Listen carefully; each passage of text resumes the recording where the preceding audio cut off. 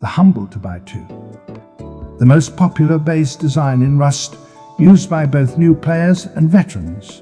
It is perhaps the most practical and versatile of all base designs, and has been innovated on multiple times by multiple players throughout the many years and updates that Rust has received.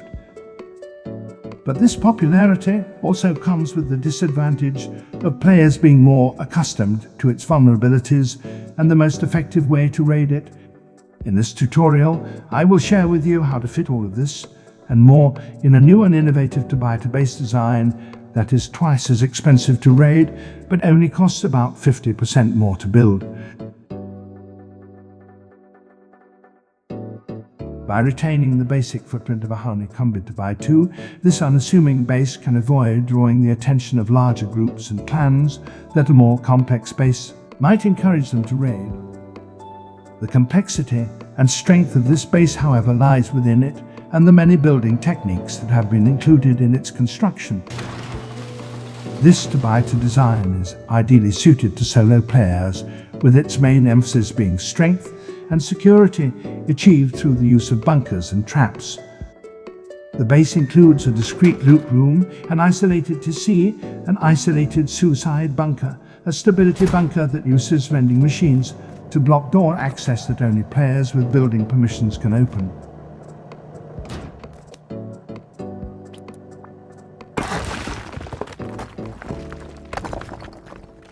To start, place a terrain height triangle foundation, followed by a half-height square foundation. All in and upgrade to secure this as your starter base. Only upgrade the single door frame to wood, as this will make it easier to remove later.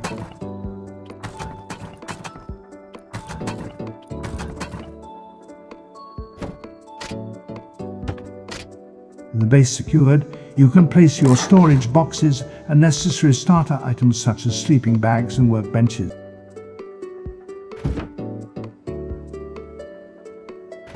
In a base as small as this, making use of every inch of available space is crucial.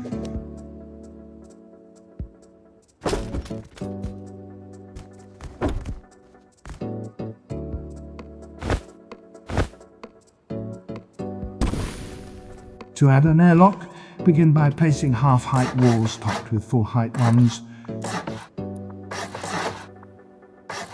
Remember to upgrade everything but the door frame to stone, as this will make it easier to remove later.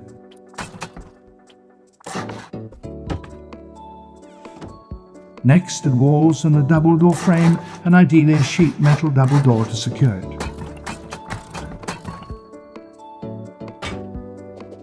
And for large boxes, where the half-height walls are for your main loot room.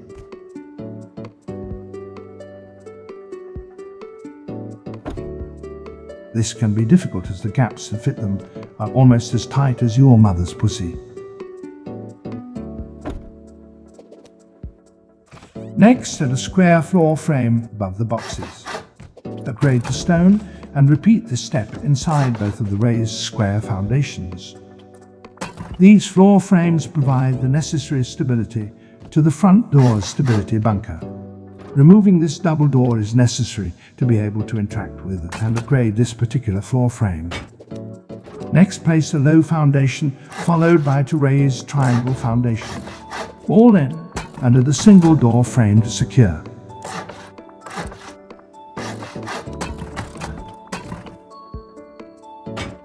For the external airlock, add a single door frame followed by triangle foundations to wall in and secure the front of the base.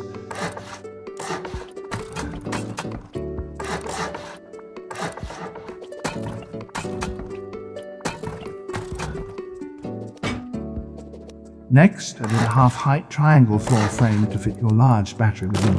This also serves as effective honeycomb to the core of your base. This frame needs to be either upgraded to metal or left as twig in order to fit the battery. Returning to the stability bunker, this can either be used as a pit to trap raiders and fitted with a spike trap, snap trap or landmines. At this point you can remove the wood door frames from inside the base.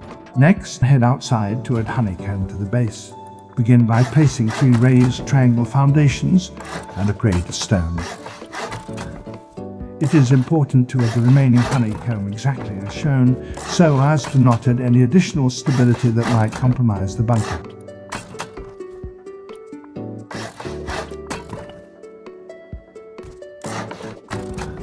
It is advisable at this point to head inside and test the stability bunker still works.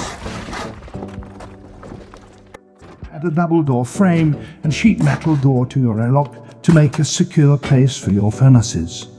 To strengthen the core of the base and add additional storage space, add two vending machines facing the inner wall of the 2x2.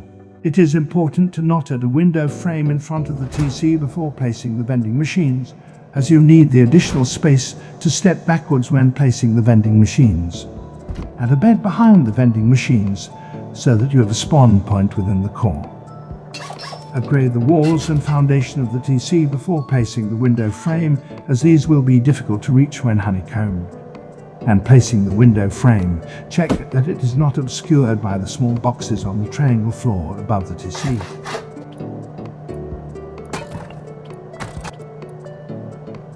When replacing the boxes, make sure that they do not protrude through the glass windows so that raiders do not have an easier time of looting them.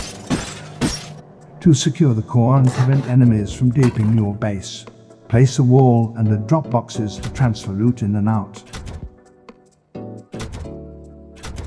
You can place up to a level 2 workbench in this corner and still have room to fit a sleeping bag adjacent to it. You can fit up to 5 sleeping bags on this one square foundation. However, when placing the roof piece to open the bunker, the middle sleeping bag must be removed. Replacing the sheet metal double door with a garage door adds extra security and provides more space for deployables such as a computer station. Just make sure to upgrade the floor frame to metal to avoid clipping issues when placing certain deployables. Add a bed to provide a main spawn point within your base, and check to see that you can still use the computer station with the garage door closed.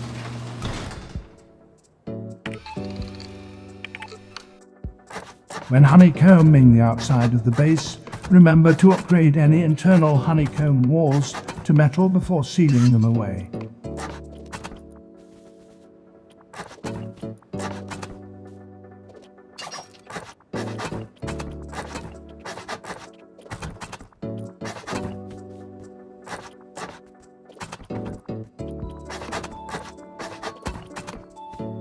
With the walls finished, head up to the roof to honeycomb and protect it from top-down raiding.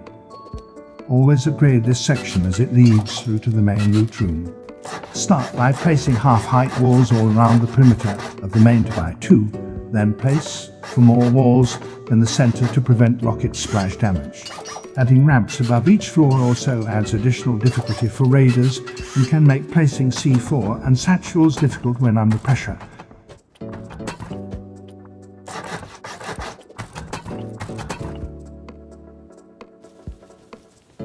Remember to upgrade these to expose raiders' foundations in particular, as they lead through to the stability bunker, which is vulnerable to being soft-sided. With the basic structure of the build complete, this base design provides the perfect footprint from which to expand, adding additional layers and floors as and when needed. By maintaining the basic 2x2 footprint, many would-be raiders are likely to underestimate the difficulty and cost of raiding this base, not anticipating the many bunkers it contains within. The relative ease and simplicity with which this base can be built, coupled with the security it provides, and it requiring only a few tech tree items to be complete, makes this base design, in my not-so-humble opinion, the ultimate iteration of the humble 2x2, and could well become the new metal base design in Rust. If you have enjoyed watching this video or found any parts of it useful, please consider liking the video and subscribing. If you would like to see more of this content, please leave a comment down below. Thanks for watching, and I'll see you next time.